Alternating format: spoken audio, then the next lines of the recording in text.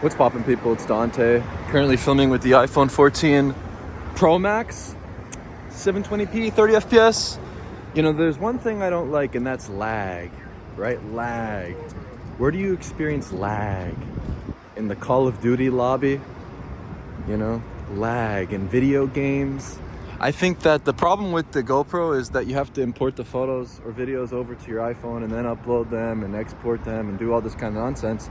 I have like a terabyte of storage in my phone on my GoPro app, and it's just insane. So I'm just trying to like cull through all of the recent footage I've made. I recently checked my YouTube catalog. I have like over 600 videos. I'm like thinking like, I gotta like, I don't know, I gotta just do some management of files and perhaps just use the iPhone, iPad, and other, you know, just as like my solution for video audio right now.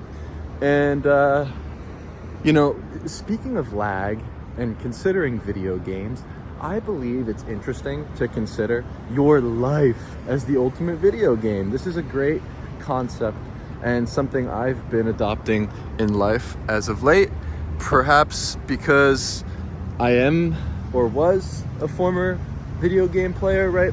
I've played video games throughout my adolescence, throughout my childhood. I remember the first time I spent playing video games was, you know, in the basement with the Nintendo 64, you know, Mario Kart with the multiplayer, Smash Bros, you know, Nintendo. Switched to the Game Boy. When the Game Boy Advanced was released, you had to put like a light attachment just to see the screen because the screens were so dull.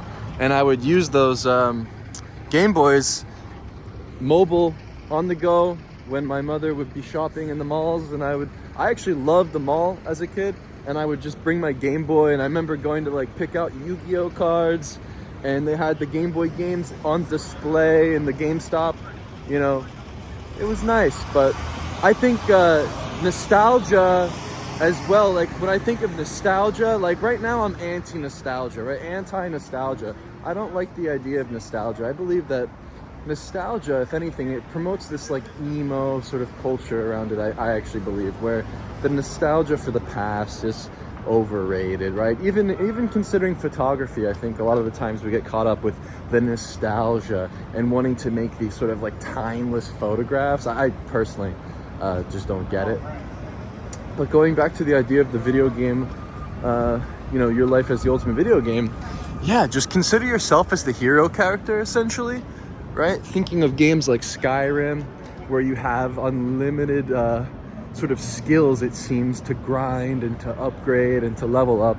You know, you could spend, I mean, geez, I don't know how long, like a whole year just playing that game like every single day, trying to level up your character. And, you know, it's an open world, right? The open world concept is interesting to me, where there's endless terrain to explore, no borders, right? Skyrim was a game where you go on an adventure and there's just so many different villages, towns, and places to explore. And, you know, through you exploring the world and interacting with different characters in the game, the NPCs, you then achieve new things and unlock new missions, get side quests, find new armor, upgrade yourself with the armor you wear and stuff like this, right? What armor is necessary in real life? Vibram 5-finger ELX shoes. I just ordered the knit pair because my armor has some issues. They're not that durable, but I think that they're supreme, and I think worth even purchasing every few months. Honestly, they're that good.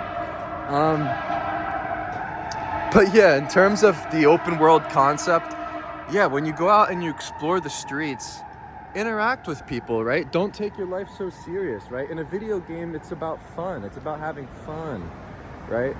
And you know, instead of sitting indoors, becoming decrepit and becoming like a goblin at your computer gaming, go outside in the outdoors under the sun, And try to treat life like the video game where, I think that gamers should lift weights, because the thing with me and getting into weightlifting is I like to consider how I would play these games and upgrade, my strength, right? Increase your level of strength, your looting, your lockpicking, whatever there was in Skyrim, right? Your speech, right? Being able to interact with people, your speech increases, and then you have better persuasion and get more of what you want out of the world around you, right? So this, I believe, is a good thing to consider when you think about weightlifting, where every day you can compare yourself to who you were yesterday in the gym, because of the idea of progressive overload, where each day maybe you slightly increase the weight that you're lifting, you slightly increase the resistance on the pull-up bar,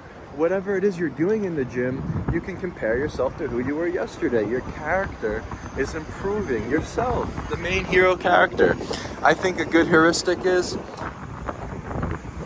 essentially think like you're King Leonidas from the movie 300.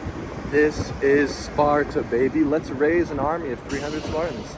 I think that anything that attacks you, it just makes you stronger, right? And to be a warrior and to be the main character, to be that hero, I think is a good approach and sort of another antidote to this modern world that we live in. So yeah, I just wanted to share some maybe fun thoughts, I guess, about life and how I'm approaching things lately. Build your character, explore the open world, interact with more NPCs, and treat life like the video game. Just go out there and have fun in the real world, the open world. Explore.